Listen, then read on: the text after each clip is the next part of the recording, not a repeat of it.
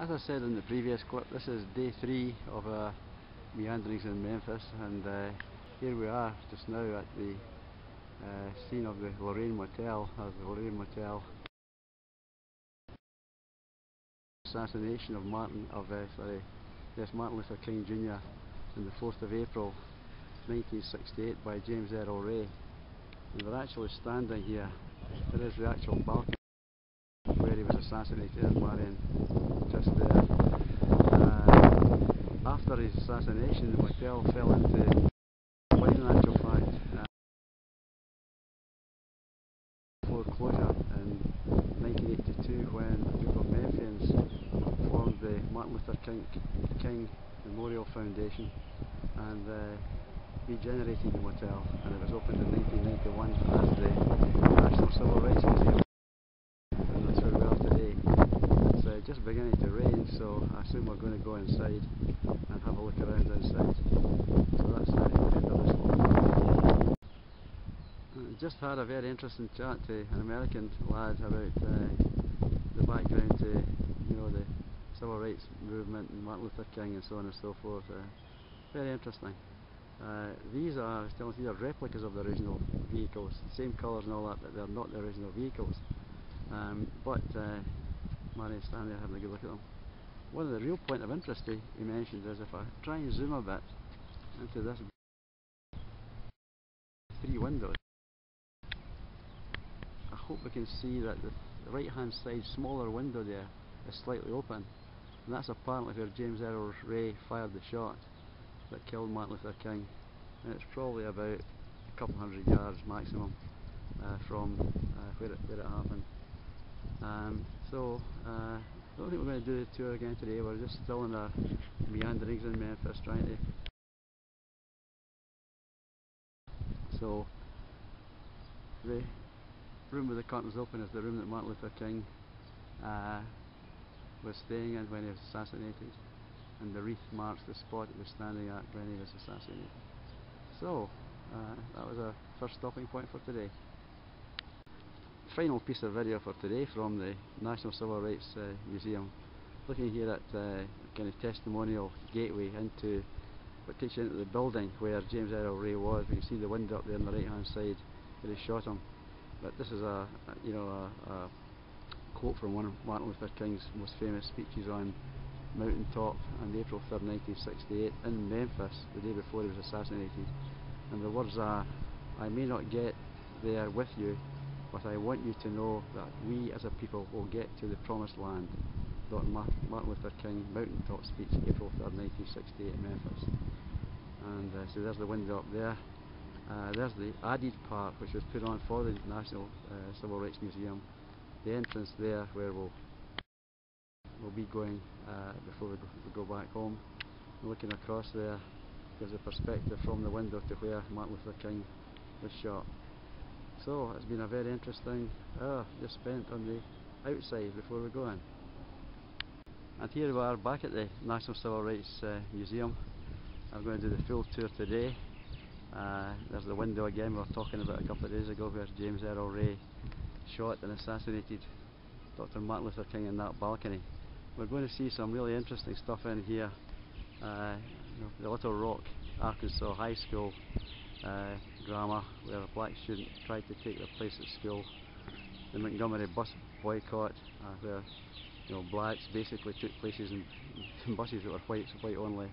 The march from Selma to Montgomery, and of course the Martin Luther King rise to fame and power as a leader of the civil rights movement, which is an assassination in the aftermath.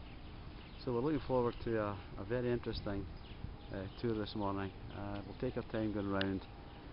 Again, it's going to be a lot to take in, but we're going to do our best to get all the key points anyway.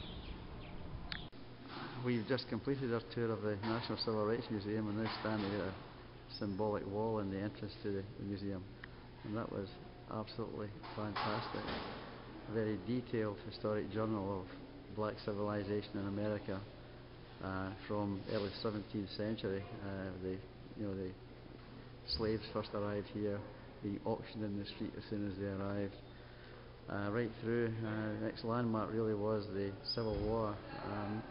through the Civil War, beginning of the 20th century, the start of the National Association for the Advancement of Coloured People, and then up to when the activity really heightened, the mid-50s through into the 60s. And I've got to say that as someone who was, kind of teens, getting into the early 20s in that period, I will remember a lot of the landmarks just by its headlines. I mean, a lot of the detail I just couldn't remember at all.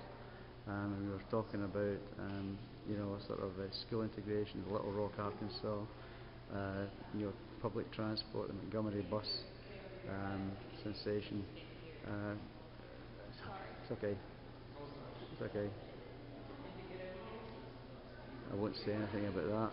I've certainly got civil rights now. And Montgomery bus riots. And then voter registration. I hadn't really, sort of remembered too much about the voter registration, which of course was ultimately the big thing.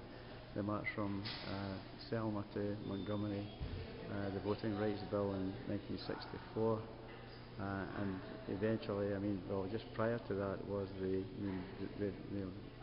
something we've always remembered, the I Have a Dream speech by Martin Luther King at Washington after the march in Washington, leading right up through that to the assassination of Martin Luther King right here on April 4th, 1968. Absolutely fantastic. We're now going to go across the street to the building where James Earl Ray was when he shot Martin Luther King. We saw a fantastic film, an introduction about the events of that, narrated by the Reverend Billy Kyles, who was with Martin Luther King and Dr. Ralph Abernathy on the night the assassination happened. Jesse Jackson was also there. So we'll complete that way, but it's been absolutely fantastic. Really, again, just so well worth coming here for that. What did you think, Marion? Yeah. I think I got a more solid understanding of them as well. So, and we've just exited the cheap boarding house quarters that James Earl Ray rented the night before he assassinated Martin Luther King. The open window that we see up there. As much as they couldn't find any motive, any real motive for him doing it, but there's some forensic evidence and lots of other circumstantial evidence.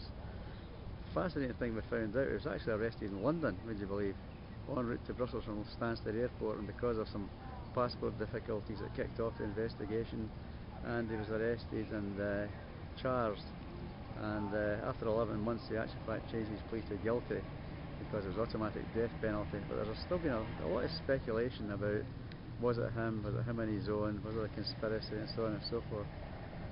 So it was very interesting in that sense. Also a few reminders of Martin Luther King and why he was here in Memphis. He was here in Memphis to support a strike by the sanitation workers, or rubbish collectors basically, the black sanitation workers who had been laid off because of very bad weather, but it was the final straw in sort of terms and conditions of employment that every time they were laid off for bad weather, the white guys remained in full pay and they were sent home on either zero pay or at best half pay, and that's what kicked it off. And he came to Memphis to lead a march which ended up in violence, and he made, we all know about his I Have a Dream speech, but in his speech the night before the march, he made a speech which was called the Mountaintop speech, when he talked about had been to the top of the mountain and have seen the promised land for the black community. And we made a little video the other day there of there. I may not get there with you, but I want you to know that we as a people will get to the promised land. These words were said in his speech in Memphis. So that's been again a really interesting day out. Lots and lots of information, too much to take in, to be honest with you, but again, when we come to these things we tend to go back to the hotel and say, so do you remember this and that? Well, we're doing the same with this one, so well worth it.